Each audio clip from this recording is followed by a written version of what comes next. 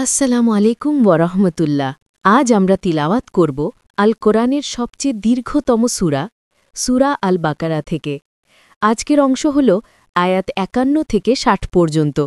আসুন মনোযোগ দিয়ে শুনি এবং কোরআনের আলোকে নিজেদের জীবন গড়ে তুলি। বিসমিল্লাহির রহমানির রহিম।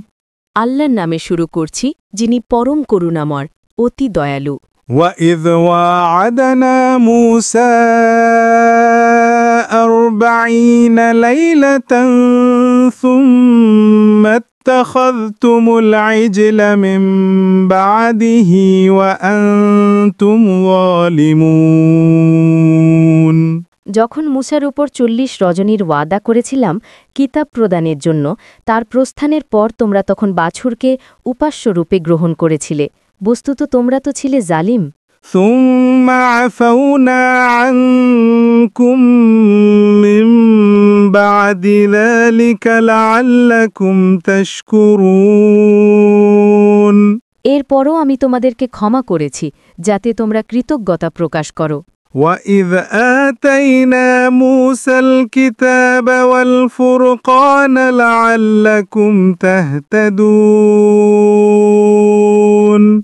স্মরণ করো যখন আমি মূসাকে কিতাব ও ফুরকান দিয়েছিলাম, যাতে তোমরা সৎ পথ অবলম্বন করো। إِذْ قَالَ مُوسَى لِقَوْمِهِ يَا قَوْمِ إِنَّكُمْ ظَلَمْتُمْ أَنفُسَكُمْ بِاتِّخَاذِكُمُ الْعِجْلَ فَتُوبُوا إِلَى بَارِئِكُمْ فَاقْتُلُوا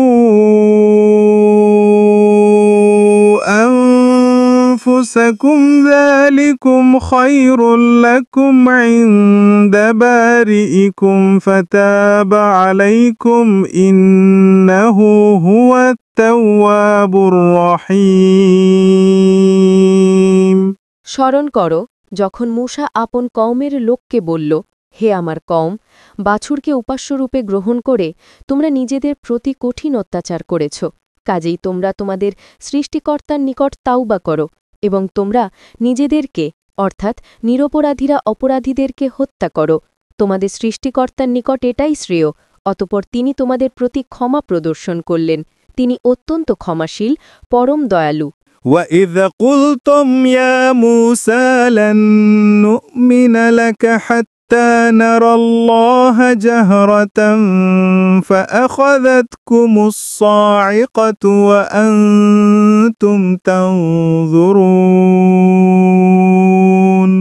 স্মরণ করো যখন তোমরা বলেছিলে, হে মূসা, আমরা আল্লাহকে সরাসরি না দেখা পর্যন্ত তোমাকে কখনো বিশ্বাস করব না। তখন বজ্র তোমাদেরকে পাকড়াও করেছিল, আর তোমরা নিজেরাই তা প্রত্যক্ষ করছিলে।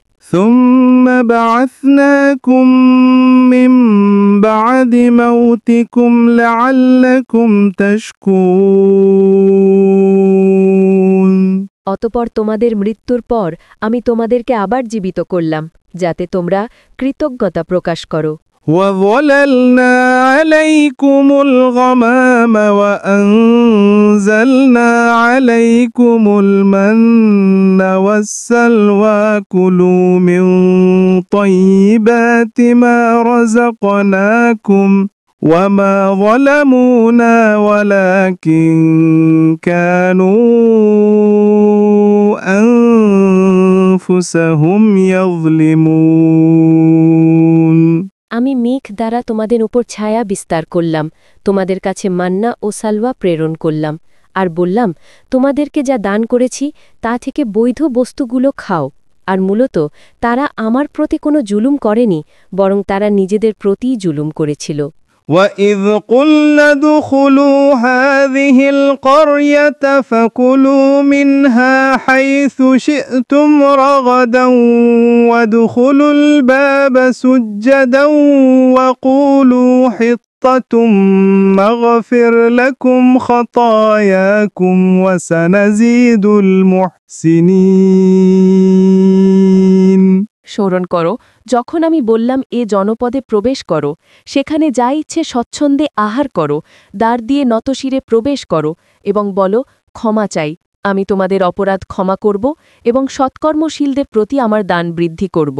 فبدل الذين ظلموا قولا غير الذي قيل لهم فأنزلنا على الذين ظلموا رجزا من السماء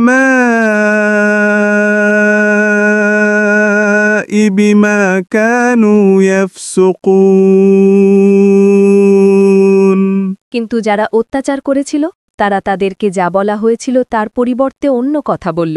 কাজেই জালিমদের প্রতি আমি আকাশ হতে শাস্তি প্রেরণ করলাম, কারণ তারা সত্য ত্যাগ করছিল।